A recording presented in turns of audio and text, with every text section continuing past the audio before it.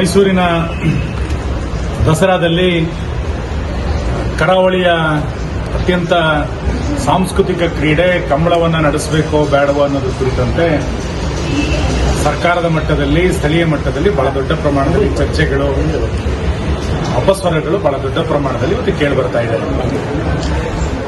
ಯಾವುದೇ ಸಾಂಸ್ಕೃತಿಕ ಉತ್ಸವಗಳು ಆಚರಣೆಗಳು ಬೇರೆ ಬೇರೆ ಪ್ರದೇಶಗಳಿಗೆ ಹೋಗಬೇಕು ಅನ್ನೋದ್ರ ಬಗ್ಗೆ ಭಿನ್ನಾಭಿಪ್ರಾಯಗಳೇನಿಲ್ಲ. ಆದರೆ ಆ ರೀತಿಯ ಸಾಂಸ್ಕೃತಿಕ ಉತ್ಸವಕ್ಕೆ ಆಚರಣೆಗಳಿಗೆ ಅದರದೇ ಆದಂತಹ ಒಂದು ವೈಶಿಷ್ಟ್ಯತೆ ಇದೆ.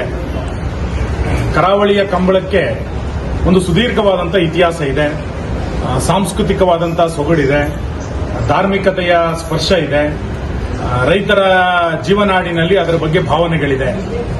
ಇಂಥ ಕಂಬಳವನ್ನ ಬೇರೆ ಕಡೆಗೆ ತೆಗೆದುಕೊಂಡು ಹೋಗಬೇಕು ಅಂತಂದಾಗ ಆ ಭಾಗದ ಜನರು ಕೂಡ ಅದನ್ನು ಸಹರ್ಷದಿಂದ ಸ್ವೀಕರಿಸಿದಾಗ ಮತ್ತು ಎಲ್ಲರ ಒಪ್ಪಿಗೆಯನ್ನು ತೆಗೆದುಕೊಂಡು ಸ್ವೀಕರಿಸಿದಾಗ ವಿವಾದಗಳಿಲ್ಲದಾಗ ನಡೆದಾಗ ಅದಕ್ಕೆ ಕಂಬಳಕ್ಕೆ ಒಂದು ಗೌರವ ಬರುತ್ತದೆ.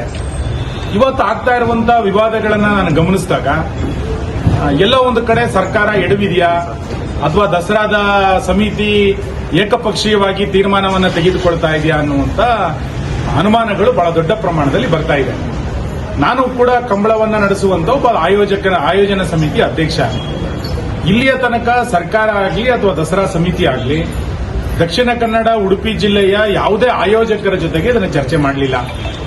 ಬಹಳ ಪ್ರಮುಖವಾಗಿ ಕೋಣದ ಮಾಲೀಕರ ಜೊತೆಗೆ ಚರ್ಚೆಯನ್ನ ಮಾಡಲಿಲ್ಲ. ಕಂಬಳವನ್ನ ಪ್ರೋತ್ಸಾಹಿಸುವಂತ ಅಭಿಮಾನಿಗಳ ಜೊತೆಗೆ ಇಲ್ಲಿಯ ತನಕವೂ ಕೂಡ ಚರ್ಚೆ ಆಗಲಿಲ್ಲ.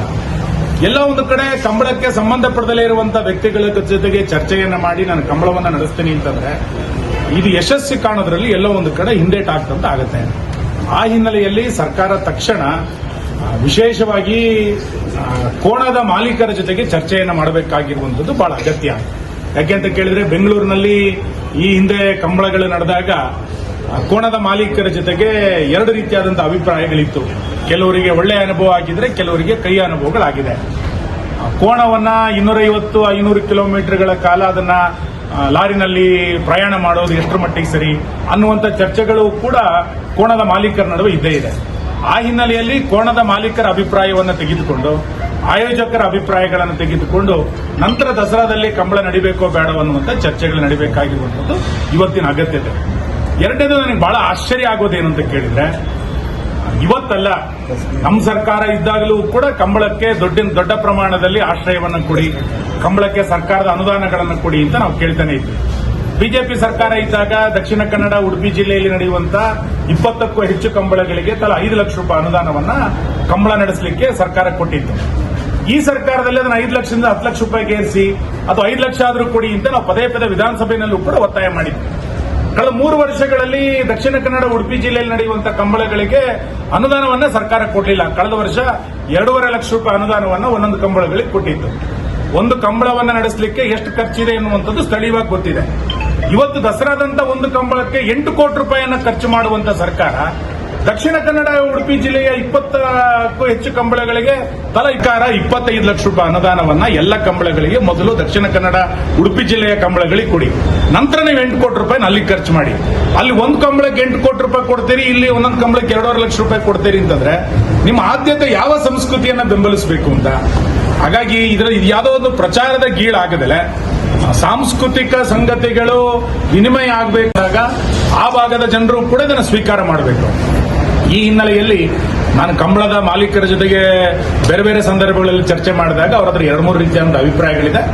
ದಯಮಾಡಿ ಆಯೋಜಕರು ತಕ್ಷಣ ಇದನ್ನ ಕಂಬಳದ ಆಯೋಜಕರ ಜೊತೆಗೆ ಮತ್ತು ಕೋಣದ ಮಾಲೀಕರ ಜೊತೆಗೆ ಚರ್ಚೆಯನ್ನು ಮಾಡುವಂಥದ್ದು ಬಹಳ ಅಗತ್ಯ ಮತ್ತು ಅನಿವಾರ್ಯ. ಇದನ್ನು ಮಾಡಿಯೇ ನಂತರ ತೀರ್ಮಾನ ತೆಗೆದುಕೊಳ್ಳಬೇಕು ಅನ್ನುವಂತ ಆಗ್ರಹವನ್ನು ಮಾಡ್ತಾ ನಮ್ಮ ಜಿಲ್ಲೆಗಳಲ್ಲಿ ನಡೆಯುವಂತಹ ಕಂಬಳಗಳಿಗೆ ಮೊದಲು ಅನುದಾನ ಕೊಡಿ, ನಂತರ ಬೇರೆ ಕಡೆಗಳಿಗೆ 8 ಕೋಟಿಯೋ 10 ಕೋಟಿಯೋ ನೀವು ಕೊಡಿ.